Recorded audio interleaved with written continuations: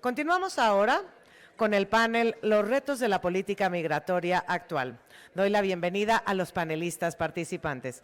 Se encuentra con nosotros el licenciado Reinaldo Rubén González Guerrero, quien es socio del despacho Garza y Lozano Abogados. Bienvenido.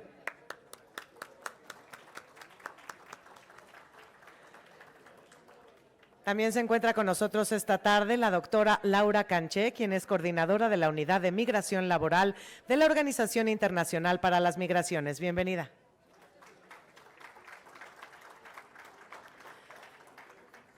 También nos acompaña la licenciada Charlín Becerra Zúñiga, quien es abogada asociada del despacho de la Vega y Martínez Rojas. Bienvenida.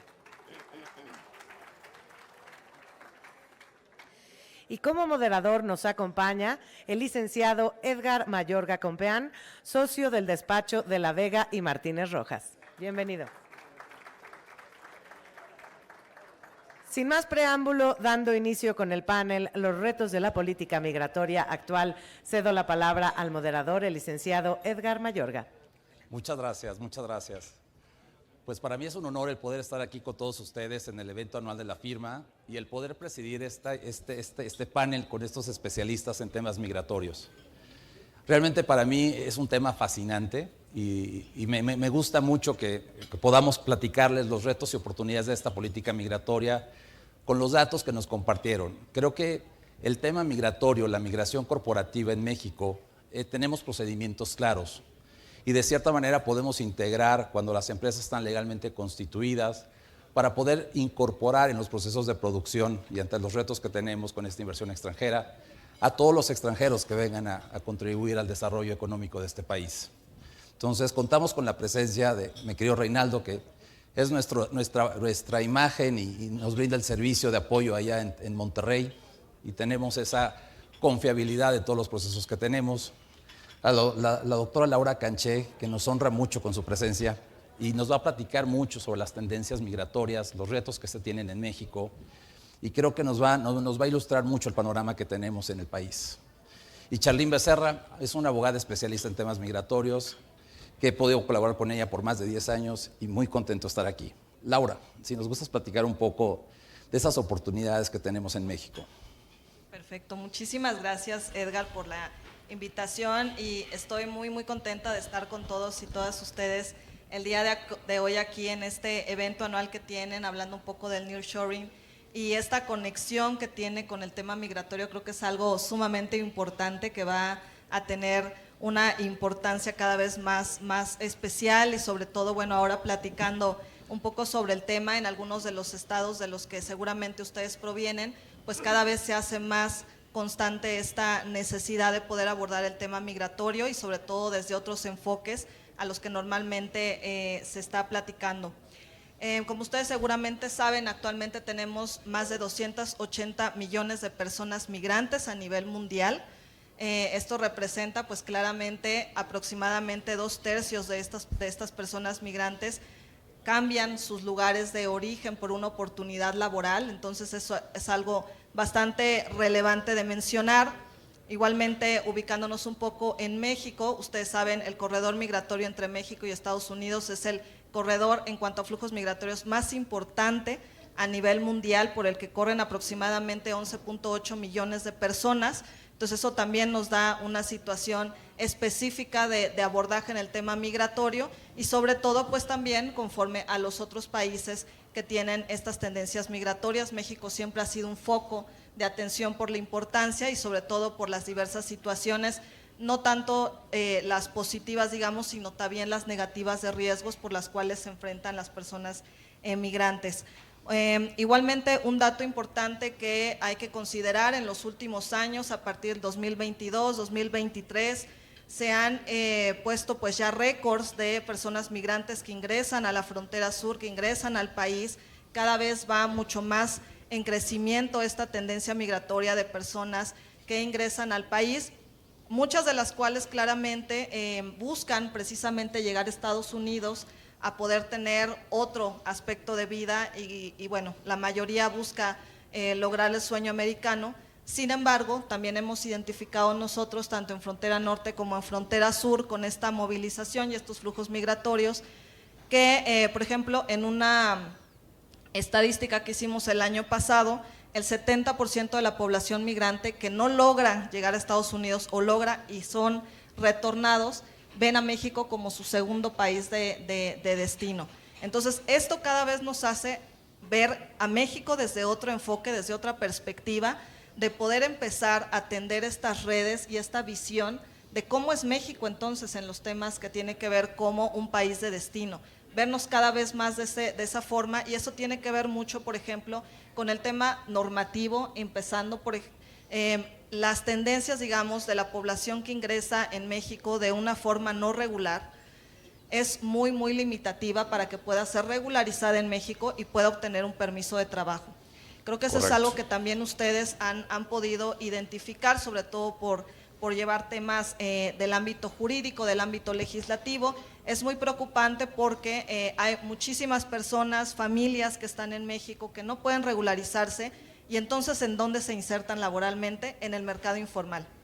Y aquí es donde las empresas, los empleadores están perdiendo no solamente la parte económica, porque aproximadamente hemos visto 1 millón de vacantes, hay otros que dicen 1,5 millones de vacantes en México, de las empresas más importantes que hay en el país, que están perdiendo recurso cada vez, mes con mes. Realmente son los números que se reportan en este tema, y entonces hay que duplicar o triplicar las acciones que se necesitan para llenar esa fuerza laboral con personas que están, o por lo menos aquí en el país, y a ellas hay que tenderles pues este nivel de trabajo, de incidencia que se puede generar con las autoridades para poder generar otro tipo de vías alternativas que no sean las que son muy limitativas en la ley, como por ejemplo ser víctima de trata de personas. Ustedes también saben que además ese es un tema bastante complejo, no solamente de demostrar, sino de que la propia persona se identifique como tal y pueda generar este valor de ir a denunciar esta situación. Por vínculo familiar, la mayoría de personas no conocen esta situación. Entonces, la única opción que les queda es poder salir del país, iniciar su proceso desde país de origen. Aproximadamente hemos contabilizado, estos costos vienen lo mínimo desde 15,000 pesos. ¿Qué familias pueden, y eso es por acceder persona, a este tipo de qué programas? familia puede por persona generar esos gastos para poder regresar a país de origen, hacer todo su proceso y llegar a México a través de una oferta de empleo? Entonces, creo que eso es algo muy importante, que el sector privado está apoyándonos a nosotros justamente también en ese tema, mutuamente también viendo cuáles son esas otras oportunidades que pueden existir para que las personas puedan estar en México de forma regular y se inserten directamente en el mercado formal y no informal, como cada vez está creciendo también más este índice, y voltear a ver también a otro tipo de población que no necesariamente es la tradicional. ¿Y esto a qué me refiero? A que por ejemplo, en un estudio que hizo Coparmex con INCO, menciona precisamente que hay 2 poblaciones que han sido excluidas y que tampoco se les ha dado como ese empoderamiento. Y me refiero a las mujeres y me refiero a los jóvenes que están en México, en el país, que son una fuerza laboral bastante importante, pero hay que darles todo este contexto, digamos, de conocimiento acerca del tema jurídico, del conocimiento acerca de cuáles son las oportunidades que pueden tener y a las cuales pueden aspirar, de poder tener una especialización y una carrera en las empresas. También creo que eso es un tema importante, y quitar también como estos estereotipos de que las mujeres migrantes solo van al tema de cuidados, por ejemplo, que Claro. es como lo básico, a el trabajo doméstico, sino realmente empoderarlas y que ellas pueden ser titulares de estas tarjetas que pueden estar en México para poder trabajar, y que pueden ser un punto importante, un punto clave en esta situación de la necesidad de fuerza laboral que existe en México cada vez más. Gracias, Laura. Y lo que nos comentas es, de cierta manera, cómo incorporar esta migración social que busca mejores condiciones de vida, porque al final es un fenómeno natural, ¿no? Yo creo que la migración, desde que es parte de la dignidad del ser humano, el buscar mejores condiciones por temas de seguridad, tiene que migrar de su país de origen, y el país destino que hoy día estamos siendo, pues no tiene ese marco regulatorio para poder incorporar a esa migración social a nuestro país, ¿no? Entonces yo creo que sí tenemos una gran oportunidad, y creo que la ley, que tuvimos una reforma en 2011 y se implementó en 2012, hay cierta letra que me gusta con respecto a un sistema de cuotas, sistema de puntos. Ojalá que eso se pudiera implementar para esa migración social, que podría un poco facilitar. Yo creo que de cierta manera, ese marco regulatorio que tenemos nos permitiría poder incluir a esta migración social para incorporarlos a los procesos productivos y al mercado nacional. Yo creo que es un reto que tenemos en este contexto. Entonces, yo creo que aquí la otra parte, una migración ordenada, segura, pues realmente eso lo tenemos en materia corporativa. Si bien es cierto, el órgano rector en materia migratoria es el Instituto Nacional de Migración, del cual se creó en 1993, y eso ha sido fundamental. Yo creo que con la reforma que tuvimos con la Ley de Migración en 2012, se simplificaron los trámites migratorios y eventualmente hay más certeza en los procesos. Hoy día yo creo que esta administración en sus primeros años apoyó mucho esa migración social, y hoy día tenemos un foco rojo, porque ahorita vamos a hablar precisamente de esos temas. Los retos que tienen los empleadores en México con respecto a cómo incorporar la mano de obra, no solo calificada, el procedimiento que tenemos habitual. Si nos gustas platicar, Reinaldo, un poco al respecto de las obligaciones de los empleadores que tenemos en materia migratoria. Muchas gracias. ¿Me escucho? Sí. Perdón. Bueno, es que... Sí, bien, sin problema. Buenas tardes, muchas gracias por la invitación, Edgar. Bueno, actualmente las empresas, para poder estar en posibilidades de contratar a personal extranjero, obviamente deben estar constituidas, pero deben de realizar un registro ante el Instituto Nacional de Migración. Esto en principio es muy fácil, hay que completar ciertos requerimientos, sin embargo, sí existe cierto desconocimiento, o hubo una época con cierto desconocimiento por parte del personal migratorio donde empezaron a añadir muchos requisitos adicionales y complicaciones al respecto, los cuales gracias a Dios hoy en día se han solucionado. Es prácticamente tener una escritura constitutiva, poderes, registro federal de contribuyentes, declaración de impuestos, y al menos en Monterrey hoy en día nos están limitando a un 10% de población extranjera. Que eso está en la Ley Federal del Trabajo, no en la Ley de Migración, y además están haciendo un conteo tal cual por personal, siendo que la Ley Federal del Trabajo te dice que lo que son directivos no entran dentro del conteo, pero son pequeñas diferencias que no llegan a afectar tanto al mercado laboral. Carlos, no sé, o sea, tenemos un poco de experiencia a nivel nacional, y yo creo que esos criterios que se tienen, si bien es cierto es un marco federal, cómo tropicalizan las diversas oficinas del instituto a nivel nacional, los requisitos y los retos que tenemos para poder cumplir esos registros de empleador. Yo creo que lo más importante y que podemos transmitir al sector empresarial que nos complace de estar aquí, esas alternativas, o sea, esos consejos que les podemos dar de qué hacer con el registro de empleador. Yo creo que, si nos puedes platicar un poco, Char, esa experiencia que tienes en esa materia. Sí,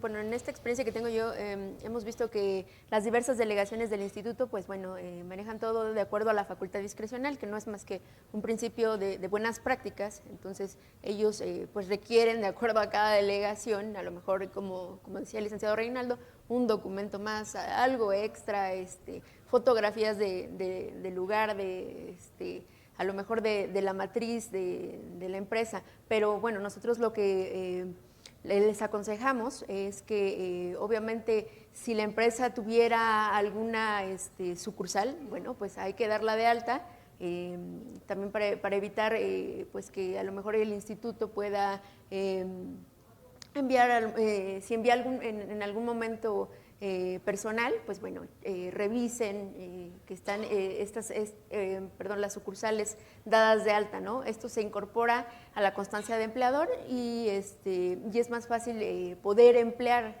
extranjeros de esa manera, ¿no? Hemos visto, de acuerdo a los requisitos, que a lo mejor si una empresa tiene su matriz en la Ciudad de México, pero tenemos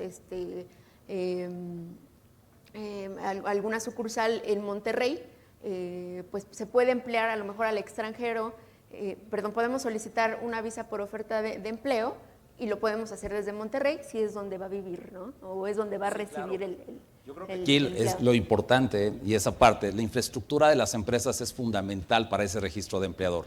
Si bien es cierto, tenemos que dar de alta el Registro Federal de Contribuyentes, el domicilio fiscal, el poder dar de alta sucursales u oficinas donde tengamos plantas ubicadas, darlas de alta en ese registro de empleador, nos va a permitir esa apertura para encontrar esas soluciones expeditas que a veces requieren este tipo de asignaciones. Entonces yo creo que sí es importante esa parte, ¿no? Yo creo que el poder tener ese marco de poder tener alternativas y opciones, creo que es muy interesante. No, yo creo que aquí el otro tema, el tema de los programas que se tienen a nivel nacional, hay un desconocimiento muchas veces en las políticas migratorias. Yo creo que lo importante en el caso ante esta oportunidad del nearshoring, como país que tenemos esa gran ventaja de tener a ese gran consumidor del lado norte, pues yo creo que el poder tener alternativas para las empresas de poder hacer esos procesos expeditos va a ser muy eficiente. Entonces, no sé si podemos platicar un poco con respecto a los obstáculos que estamos teniendo para los permisos de trabajo. No sé si hay varias etapas, no sé si quieres comentar de inicio, Char. Sí, de inicio, pues el proceso más bien se tiene que tener nuevamente, lo reiteramos, una constancia de empleador, ¿no? Por parte de la empresa. Hay que tener ese documento que es muy sensible, bien organizado, y solicitar una visa por oferta de empleo para el extranjero, ¿no? Esa visa por oferta de empleo se solicita desde México y en cuanto nos otorgan la autorización, pues bueno, ahora sí el extranjero tiene que acudir a algún consulado, puede ser el consulado que elija, el consulado de su preferencia, pero creo que aquí nos hemos visto con pues muchos problemas en la práctica porque actualmente los consulados no tienen citas, y eso es a nivel internacional. Teníamos o dábamos el consejo de que a lo mejor los consulados en Estados Unidos, ¿no? eran friendly, pero pues ya no hay esas citas, el sistema de citas se bloquea todo el tiempo, lo dejan 10 minutos, entran más de 1000 personas tratando de obtener una cita, y la verdad eso complica muchísimo el panorama porque solo se tienen 30 días para que el extranjero pueda obtener su visa. Entonces se vuelve un problema. La autoridad actualmente no está poniendo los ojos en ese problema y de verdad está siendo muy complicado para las empresas. Definitivo, yo creo que aquí estamos padeciendo un poco de la infraestructura que está teniendo el propio instituto en poder resolver, si bien es cierto se han simplificado los trámites migratorios, ya se trata de resolver en tiempo y forma, integrando la documentación completa. Yo creo que esa demora en la obtención de citas para asignación de expatriados, y ahí tenemos ese inconveniente. Si bien es cierto es un procedimiento único con relación a la oferta de empleo, ¿cómo incorporar esa migración social si no tenemos esa posibilidad de obtenerles un permiso de trabajo estando en México?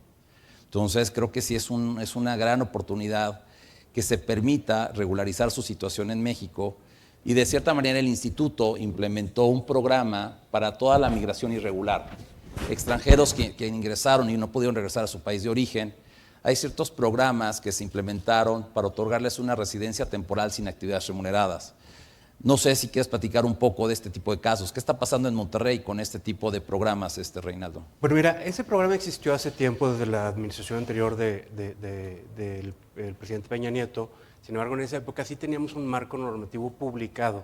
Actualmente no existe un marco normativo que nosotros podamos consultar, sin embargo tenemos conocimiento por lo que nos han dicho personal de migración, y en este programa básicamente los requisitos son que las personas hayan entrado legalmente al país, que ese es el requisito con el cual no puede cumplir toda esta otra migración que tú ves. Aquí el requisito es que estas personas en algún momento tuvieron una legal estancia en México, entraron legales, se les venció su documento migratorio por algún motivo cualquiera, no pudieron renovar, y ahora se les da la posibilidad de acercarse para regularizarse.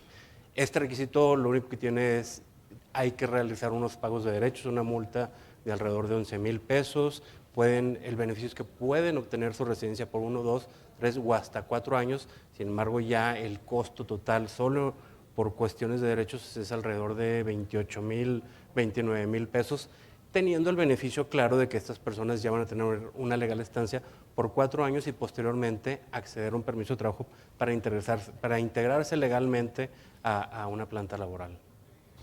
Sí, yo creo que aquí tenemos una gran oportunidad, ¿no? De cierta manera, porque si bien es cierto se les otorga una residencia temporal sin actividades remuneradas, creo que el proceso para contratarlos no es tan fácil, porque al final es una condición de estancia que no les permite recibir ingresos y de cierta manera es el problema que tendríamos, Laura, o sea, de que tendría que salir del país para obtener una visa por oferta de empleo y poder entrar y trabajar en alguna empresa. Entonces, bueno, con este programa nos estamos saltando esa necesidad.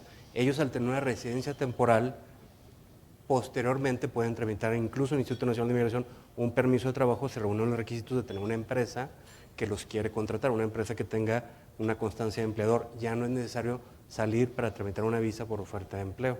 Ese es el gran beneficio de este programa. o sea, esa experiencia, por ejemplo, en Ciudad de México, creo que no la tenemos. Sí, o sea, es interesante. Si bien es cierto, no hay claridad con respecto a los criterios que ha implementado esta administración. Solamente esa parte de que ellos es juez y parte en todos los procesos administrativos. Es una entrevista que realizan con el interesado, donde pues, le piden que tenga arraigo al país de origen y que acredite su fuente de ingreso, y eventualmente no les están otorgando en algunas oficinas del instituto ese permiso de trabajo, porque dicen cambió tu motivo de asignación o por el cual te otorgamos esta condición de estancia, y creo que pues, es una desventaja, ¿no? Muchos programas que se implementaron de concederles la condición de visitante por razones humanitarias, no les están dando esa residencia permanente. De manera inicial, creo que podemos dividir la política migratoria de esta administración en dos etapas. Una política demagógica, abrimos las fronteras del sur, vengan todos aquí a México, es un país que los va a recibir, pero de cierta manera hubo una llamada de atención, yo podría decir en ese sentido, de nuestro vecino del norte: oye, o regulas tu política migratoria, no puedes tener puertas abiertas, y establece ese orden para que sea una migración segura y ordenada, ¿no? Entonces yo creo que esos son de las oportunidades o retos que tenemos, ¿no? Yo creo que si bien es cierto, con un buen recurso de revisión, que lo podemos elaborar en la firma y creo que vamos con muy buen nivel de bateo, no hemos perdido ninguno, pues sí, son condiciones por las cuales a las esposas las podemos incorporar a que se integren al mercado laboral, y yo creo que sería un caso que una de residencia temporal sin actividades remuneradas que le concedieron, podríamos a lo mejor lo niegan, pero estoy seguro que en un recurso seguramente obtendremos alguna resolución favorable, ¿no? Entonces yo creo que sí, esas oportunidades tenemos.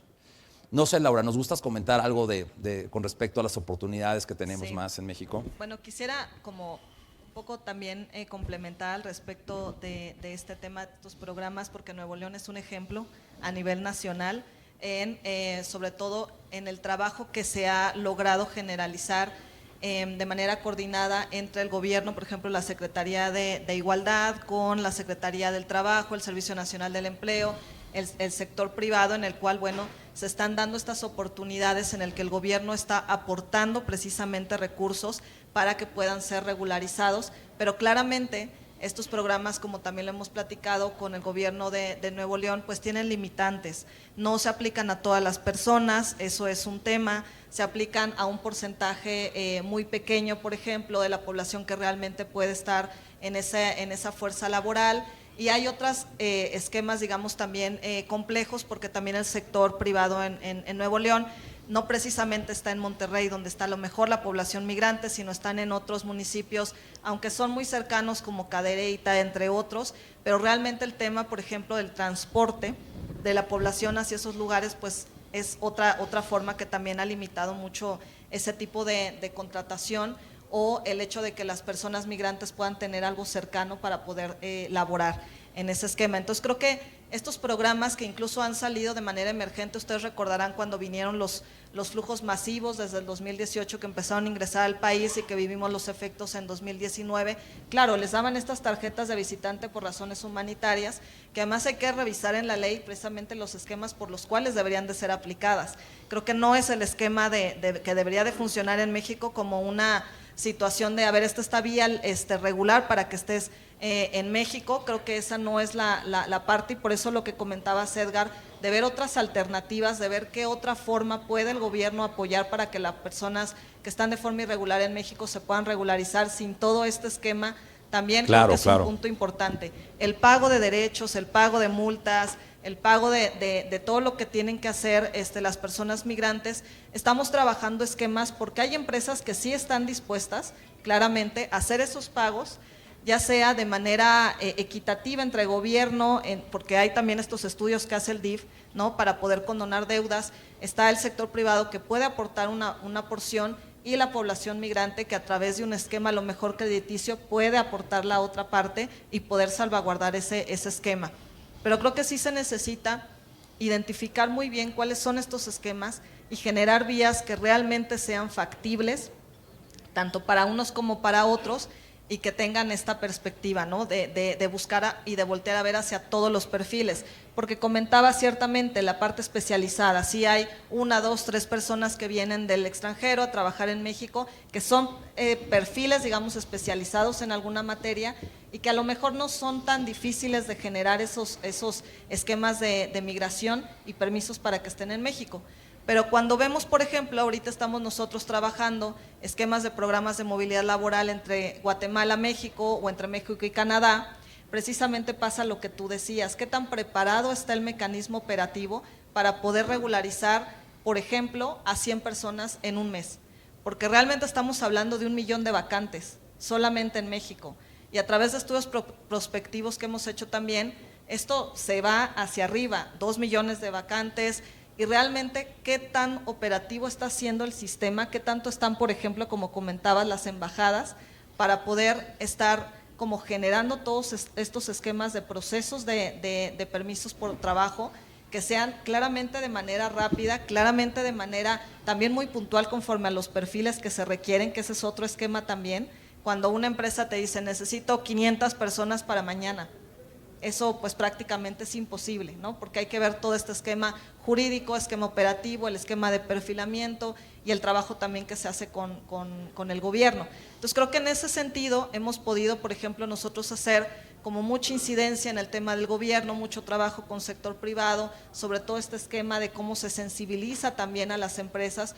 Recursos humanos tienen que conocer estas situaciones totalmente de su dominio, exactamente, y que ahí es donde yo veo el punto de vista de la importancia de los despachos jurídicos. Trabajamos nosotros con despachos jurídicos para que también puedan brindar este tipo de servicio a personas que además son bastantes en México y que no tienen un recurso claramente para pagar a un abogado y que puedan hacer ese proceso de manera directa con todo el conocimiento que se tiene. Entonces, creo que también esa es una gran oportunidad que se tiene tanto para los empleadores como para los despachos jurídicos de poder brindar estos servicios a la población migrante que lo necesita, y con toda la experiencia que ustedes tienen, pues creo que eso sería No, claro, muy y es muy importante, Laura, porque en su momento, cuando empezó esta administración, que estaban apoyando esos programas de razones humanitarias, había una demora en los procesos de permisos de trabajo, había lagunas de 3 a 6 meses, y yo creo que a veces tocando las puertas indicadas y proveyéndoles la información necesaria a las autoridades,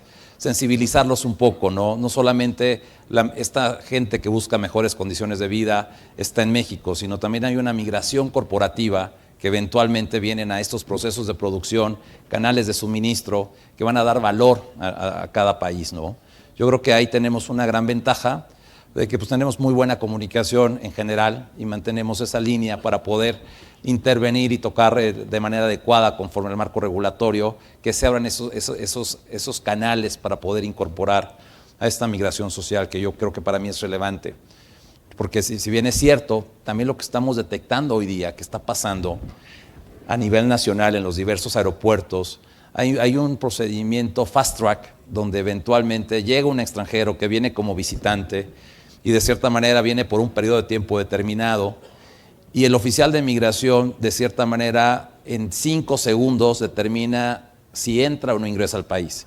Y son situaciones, procedimientos express, que de cierta manera puede haber un rechazo, un acta de rechazo aéreo, y hoy día los aviones que arriban a México hay un porcentaje alto, casi un 20-30% de gente que están rechazando. Entonces, no sé si quieres platicar un poco de lo que hemos visto, Charlene, en ese sentido. Sí, realmente nosotros para nuestros clientes siempre los blindamos con la información necesaria, con todos los consejos. Es decir, si vienen como personas de negocios, siempre les damos el material necesario, ¿no? Esas cartas de invitación y en español, en inglés, les explicamos exactamente qué es lo que les pudieran preguntar a la entrada a México, ¿no? Y son cartas pues hechas a medida, no es cualquier carta expedida a lo mejor por recursos humanos, sino más bien es una carta que explica realmente a qué vienen al país. Nos preocupamos porque tengan también pues a lo mejor los pasaportes con el espacio disponible para poder viajar, que tengan una reserva de vuelo de ida y vuelta, pues la reserva de hotel, que traigan la información correspondiente, ¿no? Porque a lo mejor son extranjeros que no hablan nada de español, ¿no? Y desgraciadamente pues los agentes migratorios no tienen esa sensibilidad, ¿no? ¿No hablas español? Bueno, pues ni modo. Me hizo mala cara, bueno, entonces ni modo, ya, es un rechazo. Y son extranjeros pues que vienen por empresas, ¿no? Vienen a trabajar a México o vienen a lo mejor a dar una capacitación a alguna empresa en especial, ¿no? Entonces, ni siquiera les dan esa oportunidad de defenderse, ¿no? Hay 4 horas nada más para que el extranjero pueda defenderse y puedan decidir si entra o no entra al país, ¿no? Y firmar el acta de rechazo. Entonces, nos encontramos con eso, nos hemos encontrado con llamadas en la madrugada de, bueno, está detenido, tiene 4 horas, pero ya lleva 3:30. Entonces, pues, lo que decía, ¿no? Tratamos de blindarlos con esa información para que puedan, pues, entrar, ¿no? Tengan una entrada tranquila al país.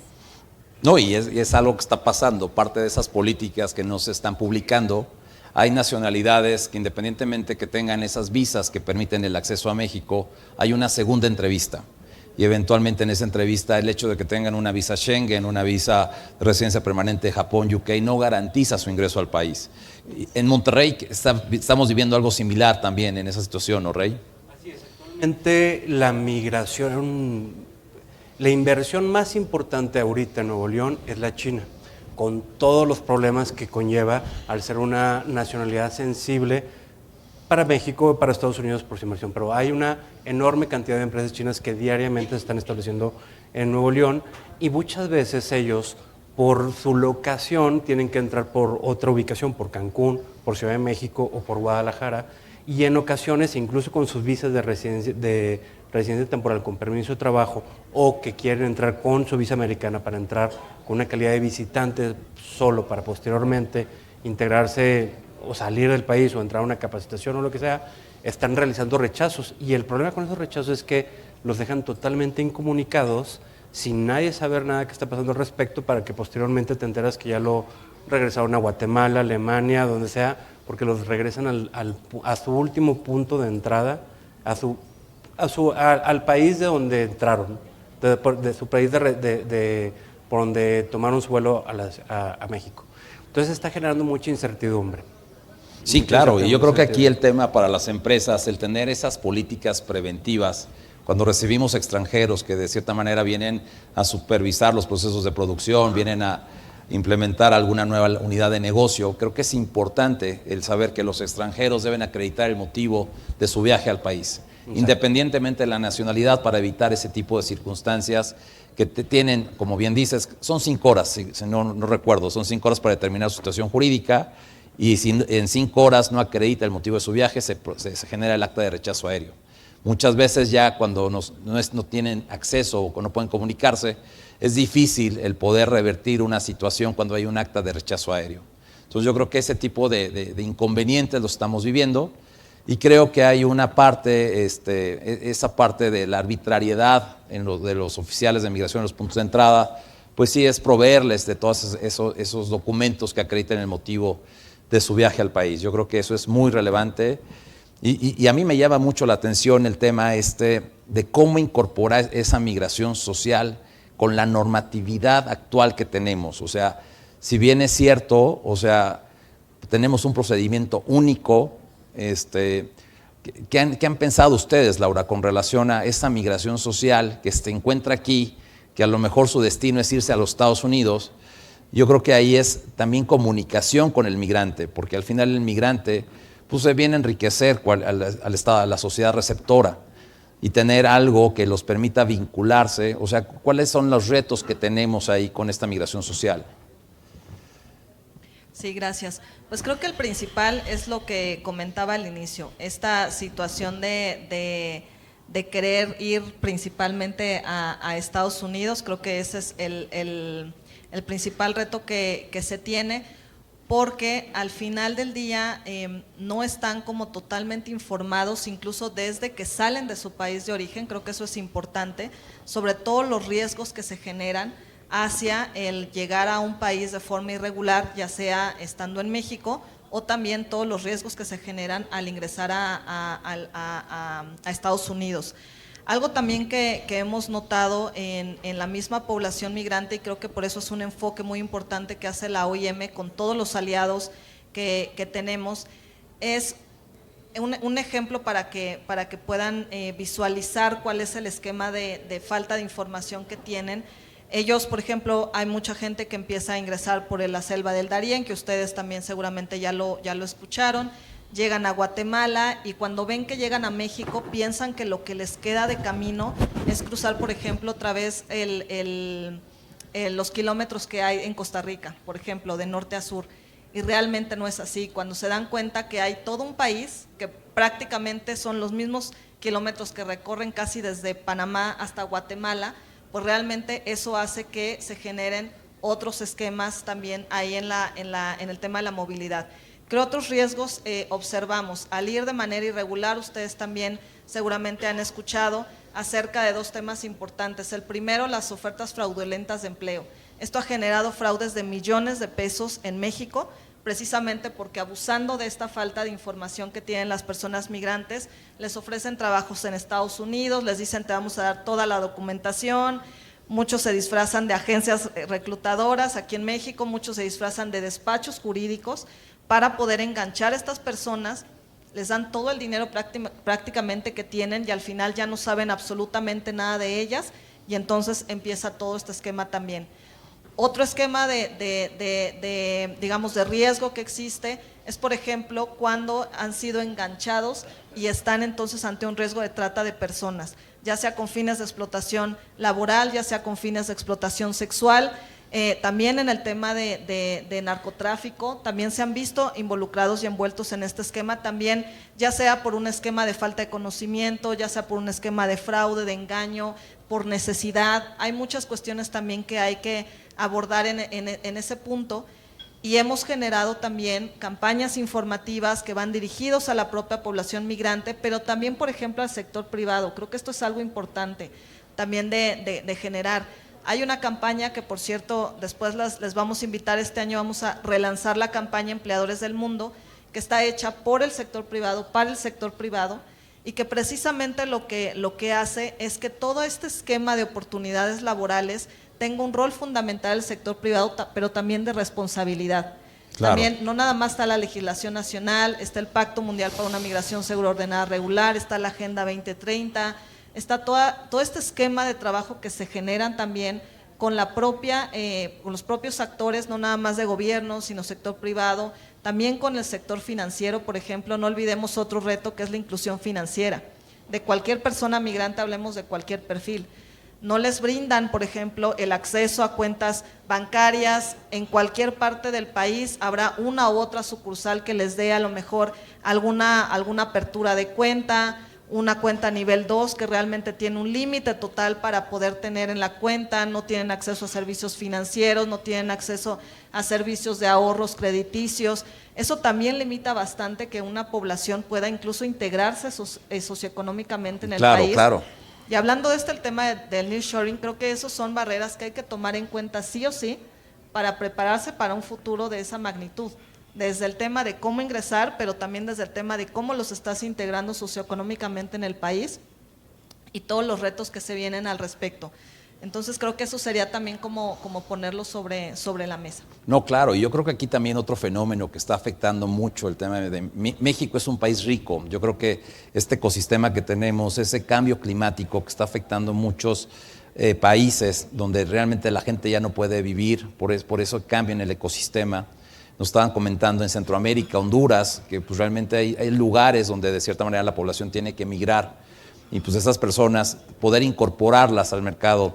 Este programa que tú comentas, transfronterizo de la migración segura y ordenada, hay que atacar las causas de la migración, fortaleciendo las economías de esos países, y esos acuerdos son los que México ha suscrito para tratar de salvaguardar esa migración que está buscando mejores condiciones de vida, y pues de cierta manera ese programa internacional de poder salvaguardar los intereses de esas personas en sus países de origen se me hace muy interesante.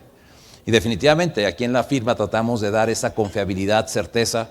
Yo creo que muchas veces nos llegan muchos casos que hemos apoyado por temas de razones humanitarias, de que eventualmente tuvieron ese fraude con alguna empresa que le otorgó un permiso de trabajo, pero pues realmente la empresa no existía, y pues son procesos que eventualmente hay que presentar un recurso de revisión, y de cierta manera, o sea, ella estaba consciente, una persona que estaba incorporada a una institución financiera, donde le habían dicho, oye, pues vas a trabajar en esa empresa, cuando llega a México no existía, y una persona ejecutiva venezolana, y pues realmente estaba contratada por una institución financiera que la apoyó en todo el proceso, pero no todo el mundo tiene acceso a poder tener ese servicio legal para poder interponer los recursos adecuados y pues, garantizar de cierta manera su legal estancia en el país, ¿no?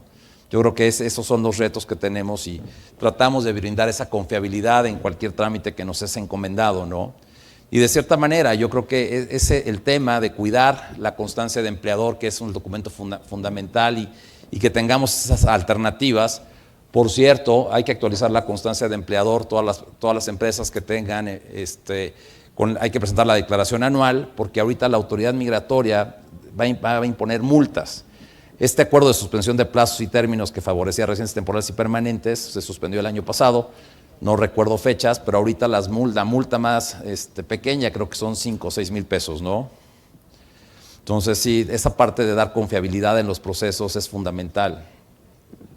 Yo lo que pienso ahorita, tenemos un par de preguntas que quisiera entrar y compartirles. ¿Existe algún programa para aprovechar la población migrante que busca trabajo en México, pero hoy no cuenta con documentos?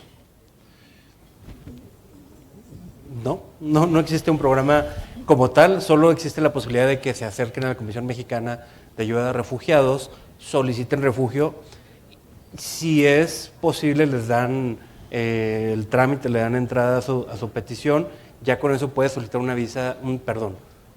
documento de visitante por razones humanitarias, y con eso se pueden integrar a una empresa, a una planta laboral. Sin embargo, la política migratoria en este sexenio ha sido un péndulo, derecha, izquierda, arriba, abajo. Como decías, en un inicio fue mucho apoyar a los migrantes, tanto que toda migración, desde mi punto de vista, se enfocó en atender a los migrantes, y no a los migrantes que entraron de manera irregular, no me gusta la palabra ilegal, que entraron de manera irregular, y toda la migración corporativa se quedó en un segundo plano. Estuvimos batallando, al menos en Nuevo León y en muchas dependencias, meses y meses para poder obtener nuestros permisos. Posteriormente se mejoró este sistema, y con lo que no batallábamos nada era con las citas que se tenían que realizar en los consulados. Se revirtió este procedimiento, ya Migración atiende, al menos en Nuevo León, y yo creo que en casi todas las oficinas, en tiempos específicos a este tipo de personas que entraron de manera irregular, y ya se dedica a Migración más a atender a la migración corporativa, que es la que más atendemos nosotros. Sin embargo, ahora estamos batallando con todo el procedimiento que tiene que llevarse en el exterior, precisamente porque no hay citas. Y por lo que me comentan en los consulados, no es algo que dependa de ellos. Es unas oficinas centrales que se manejan, no sé, por Migración, por Relaciones Exteriores o por quién, donde no realizan la apertura de citas en el extranjero, que es lo que nos está comiendo los tiempos ahora, y por lo cual definitivamente no estamos cumpliendo, desde mi punto de vista, con las necesidades de nearshoring que tenemos, donde la migración tiene que ser muy ágil, porque nos estamos deteniendo meses en poder nada más tener una entrevista, donde no es mayor trámite más que presentarse, mostrar sus documentos, contestar 3 preguntas simples para que le impriman su visa, y ya con eso poder integrarse a México. Eso es el problema que estamos teniendo, y lo cual me lleva a que definitivamente en el siguiente sexenio, entre quien entre, por toda esta migración irregular que estamos teniendo y por esta necesidad económica que estamos realizando, a que exista una reforma migratoria donde se generen, como en Estados Unidos o como en otros países, múltiples condiciones de estancia, donde no necesariamente todas te generan una antigüedad, como por ejemplo con Estados Unidos tenemos el Tratado de Libre, en una visa TN, que es en virtud del Tratado de Libre Comercio, los profesionistas pueden migrar a Estados Unidos con un permiso de trabajo de 1, 2, 3, sin límite de temporalidad, pero no les genera royalties para obtener una residencia temporal o acceder a una residencia permanente. Sin embargo, es una migración muchísimo más ágil que le da ciertos beneficios, y esa migración al mismo tiempo está teniendo posibilidades de beneficiarse mucha de la migración latinoamericana y de todo el mundo que tenemos, porque un latinoamericano al 2 años de tener una residencia temporal puede optar por naturalizarse mexicano, y al naturalizarse mexicano puede acceder a todos estos beneficios que tenemos con países extranjeros como principalmente son Estados Unidos y Canadá, ¿verdad? Sí, yo creo el punto que tocas es relevante, porque al final con la reforma a la ley de migración en 2012, pues realmente obtener una residencia en México es la residencia permanente después de 4 años. Si bien es cierto, teníamos la ley anterior que hablaba de calidades características, el poder ser inmigrado, antes así llamada esa calidad migratoria, debían de pasar 11 años para recibir esa condición de estancia. O sea, y hoy día, después de vivir 4 años siendo actividades no remuneradas o remuneradas, puedes acceder a la condición de residencia permanente.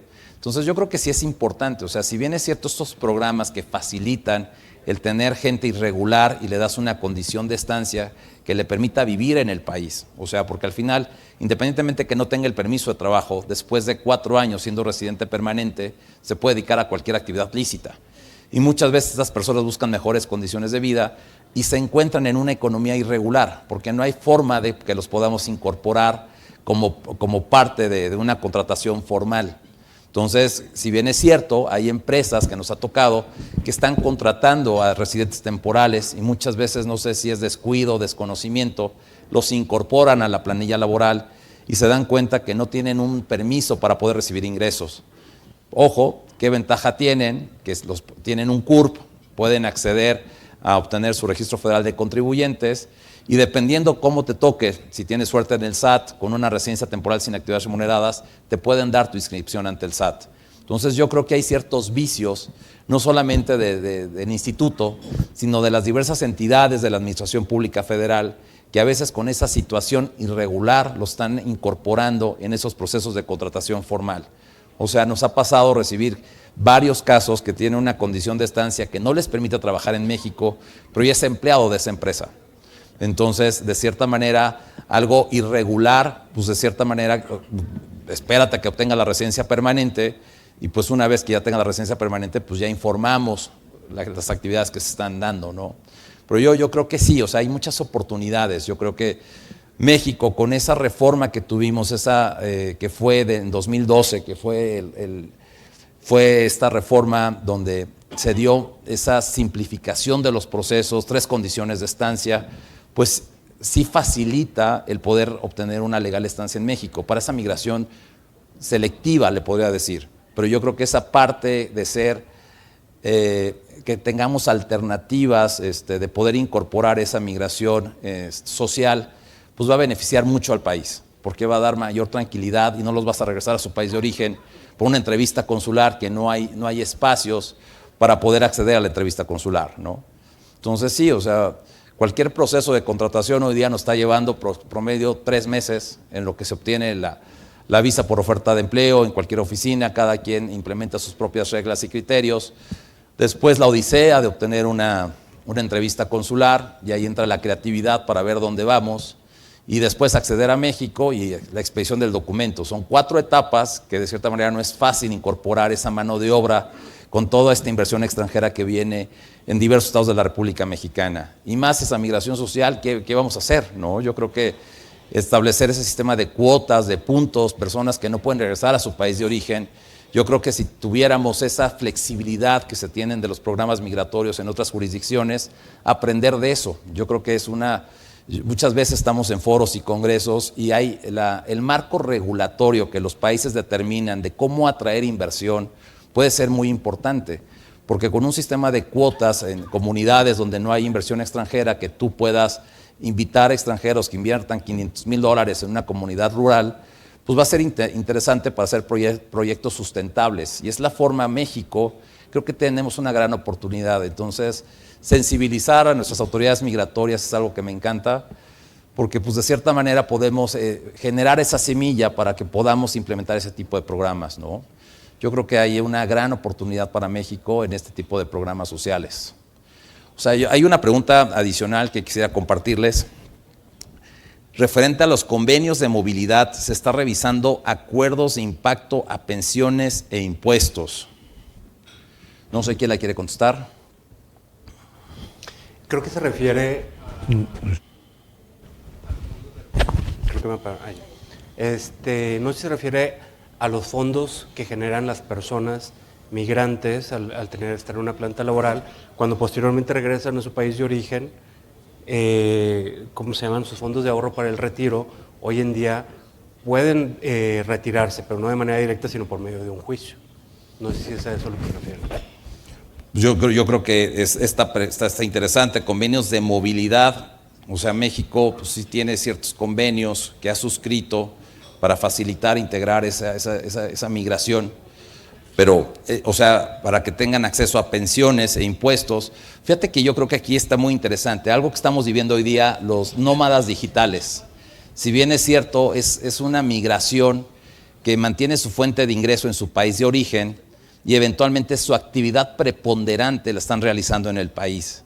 Entonces, ¿qué está pasando con este fenómeno migratorio? O sea, yo creo que aquí México tiene una gran oportunidad para poder incorporarlos de una manera legal, manteniendo su fuente en su país de origen, pero creo que estamos dejando algo, están trabajando en el país, están dejando divisas al país, pero no están pagando impuestos en el país, porque al final pues, están aquí temas fiscales que ya hay especialistas que platicarán eso, pero creo que hay una gran opción para que estas personas las podamos incorporar. O sea, ¿qué está pasando con estos nómadas digitales en temas migratorios? Si quieres comentarnos, Rey, tú en Monterrey, ¿qué está pasando? Bueno, hoy en día existe la posibilidad de que muchas personas extranjeras eligen vivir en México por beneficios económicos para ellos, continuando teniendo su empleador en el extranjero. Como pasa demasiado aquí en la Ciudad de México, tal es la Condesa, la Roma, que está repleto de ciudadanos americanos y de franceses, de gente de todo el mundo, ellos solo acuden a una entrevista directamente en el consulado, demuestran que cuentan con recursos suficientes para solventar sus necesidades económicas en México, se les otorga una visa y ya con eso obtienen una residencia temporal. Una residencia temporal que se puede estar renovando y a los 4 años ya se vuelve permanente, lo cual implica que es vitalicia. Sin embargo, como bien dices, ellos fiscalmente no están aportando nada al país. Lo único que se les requiere pues, es el pago de su renta. Si acaso requiere una factura, pues ahí se generará un beneficio fiscal por el pago de la renta y las compras que realicen, pero no propiamente tiene un registro ante el SAT. Posteriormente, ellos sí lo desean, efectivamente hay algunos que constituyen unas sociedades en México para poder migrar servicios que ellos realizan a sus empresas en el extranjero y facturarlos con personal en México, para lo cual para ellos es muchísimo más conveniente económicamente. Pero no hay, como tal dices, una contribución fiscal de ellos a la nación. Chara. Pero ojo, estas personas se les otorga una condición de estancia como residente temporal sin actividades remuneradas. Entonces, si ellos quisieran en algún momento, bueno, al menos en Ciudad de México así es, si ellos quisieran en algún momento incorporarse a una empresa como empleados, lo que Ciudad de México, a lo mejor es un desconocimiento, platicábamos, ¿no? que es muy diferente cómo toman las cosas o cómo resuelven en algunas delegaciones. En Ciudad de México lo que te piden es que salgas del país y obtengas una condición de estancia como residente temporal con actividades remuneradas. Sí, yo creo que aquí hay una gran oportunidad porque estos nómadas digitales entran como visitantes sin actividades remuneradas. Y eventualmente se implementó este año el tema digital, donde ya no se te imprime la tradicional forma migratoria. Ya en ciertos puntos de ingreso simplemente acreditas el motivo de tu viaje y de manera digital descargas el código QR y ahí aparece ese tema de tu motivo de ingreso al país, ¿no? Entonces, algo que está pasando con estos nómadas digitales que hay que tomar en consideración es que se tiene un control de entradas y salidas de estos extranjeros que vienen a México. Entonces, seguramente el primer año van a estar entrando y saliendo, pero en los siguientes años, o sea, venideros que ya tienen 2 o 3 años viviendo en el país, pues está este programa que hoy día tenemos, ¿no? El de residencia temporal sin actividades remuneradas. ¿Qué hay que dejar hacer? Pues que su forma migratoria se venza y dependiendo la fecha en la que empezaron a viajar al país, incorporarlos y que obtengan una residencia temporal sin actividades remuneradas. eventualmente pues, son personas que vienen a contribuir un poco a la derrama de divisas y pues están trabajando en México porque los pues, reciben dólares y pues es mucho más fácil acceder a y tener una casa muy bonita en la Condesa, en la Roma, y es donde está de cierta manera esa migración que hoy día tenemos, ¿no? Eso es un fenómeno social que estamos viviendo. O sea, yo desde mi muy particular punto de vista creo que es bueno, pero sí, con reglas claras en materia fiscal podría ser interesante el poder incorporarlos. O sea, si la actividad preponderante la realizan en el país, pues yo creo que sí deberían de dejar algún tema fiscal en México, ¿no? O sea, porque al final eso lo están haciendo aquí en México, independientemente de quién sea su empleador, sean independientes, sean empleados o no. Entonces, algo que también hemos atendido, pues es los temas de cómo incorporar, o sea, si bien es cierto, estamos hablando de los permisos de trabajo, las alternativas de las familias de poder venir a México y que las esposas puedan trabajar.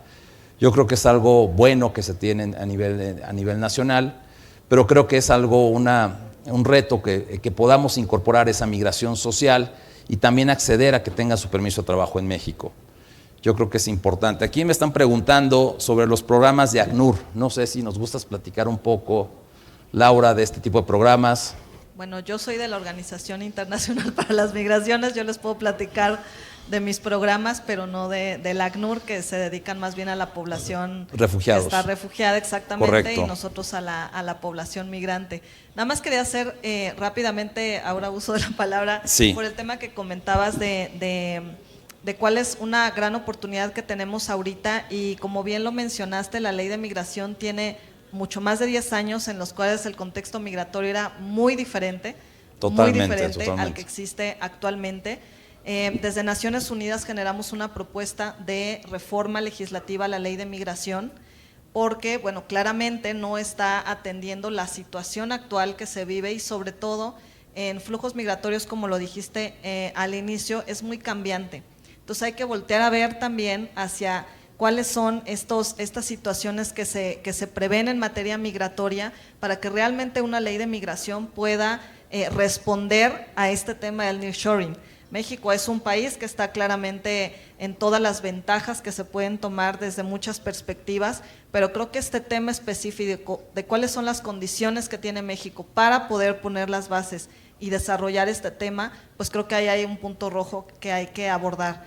Y estamos en un punto específico porque va a haber cambio de gobierno, va a haber cambio absolutamente de todo lo que hay a nivel federal, en muchos estados, entonces creo que es ahí donde se puede permear desde un primer momento con por ejemplo, ahorita con los candidatos que están ahorita hacia la presidencia, y creo que ese es un punto muy importante de ver la fuerza que tiene el sector privado hacia este tipo de cuestiones, por como les comento, no solamente es el atender el ahora, sino es totalmente voltear a ver todo lo que se viene en un futuro y que esto nos va a sobrepasar, si de por sí ya nos está sobrepasando bastante. Creo que es un tema muy, muy importante. Y volteando a ver un poco sobre los programas, les voy a comentar el programa de la OIM, aprovechando que estoy aquí. Claramente. Perfecto.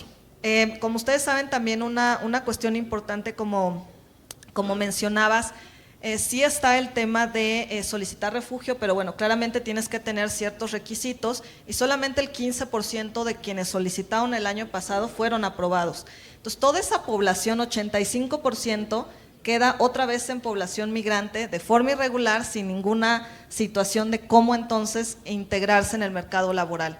Actualmente nosotros estamos trabajando con el sector privado, tenemos convenios con CCE, COMSE, Coparmex, estamos en futuros con Camín, con Canaco, en realidad con todas las grandes cámaras que existen en México para poder generar todo este espacio de incidencia y de trabajo a través de un programa que nosotros llevamos implementando desde el 2019, que es el mecanismo de canalización laboral. Este mecanismo lo que tiende es precisamente trabajar con todos los actores relevantes, en donde se trabaja con el sector privado, se trabaja con gobierno, con organizaciones de sociedad civil, academia, para lograr una vinculación de las personas migrantes, y que esto tiene que ver también con el perfilamiento, algo muy importante, porque realmente no podemos esperar que a lo mejor una persona que está muy bien capacitada, por ejemplo, personas que están de forma irregular en México, que son doctores, enfermeras, que son ingenieros, que tienen una cualificación bastante y experiencia bastante amplia, verlos trabajar en la tienda de la esquina, en una maquila, con salarios muy bajos. Entonces creo que eso también es un tema bastante importante en el cual a través de este mecanismo estamos logrando con el gobierno y con el sector privado para también generar oportunidades de empleo, sí, pero que vayan conforme al contexto, ¿no? Y yo creo que ahí el marco regulatorio que tenemos en México, hay un sistema de puntos que establece las bases de cómo de poder implementarlo, que ahí es una coordinación entre diversas secretarías de Estado, programas estatales, que eventualmente, si pudiéramos integrar toda esta información y poder hacérsela llegar a la autoridad, poder implementar ese tipo de programas. Yo creo que en ese sentido, a mí me gustó mucho la reforma que hubo en el 2012, porque realmente hubo no solamente esas calidades y características migratorias, que era una odisea, y eventualmente ibas y hay tu máquina de escribir y te hacían tu recibo de pago, me tocó todo ese tema ahí en Avenida Chapultepec. Yo creo que sí ha evolucionado, se han incorporado tecnologías a los temas de movilidad, yo creo que sí hay valor, y eventualmente creo que México tiene una gran oportunidad por esa ubicación geográfica que tenemos, ¿no? De tener políticas claras. Yo creo que aquí el tema fundamental es poder darles a conocer a todos los migrantes y a los empresarios esas políticas para poder incorporar esa mano de obra y no tener miedo, porque yo creo que esa migración viene a contribuir al desarrollo económico y social de este país. Y yo creo que es la parte fundamental. Estamos en un tema que requerimos mano de obra, hay mano de obra calificada también con los extranjeros. Y las estadísticas, México es un país es origen, destino y tránsito. Entonces yo creo que es una gran virtud la ubicación geográfica que tenemos y con políticas claras. Y si cualquier duda que tengan, pues aquí tenemos a los especialistas y en De la Vega encantados de poder ayudarlos y poder colaborar con ustedes. Entonces, pues muchas gracias a todos los presentes.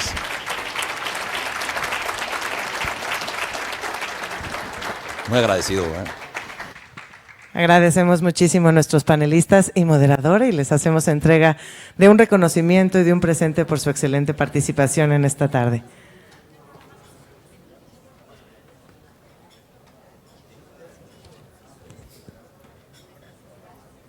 Y regálenos por favor una fotografía al centro del escenario.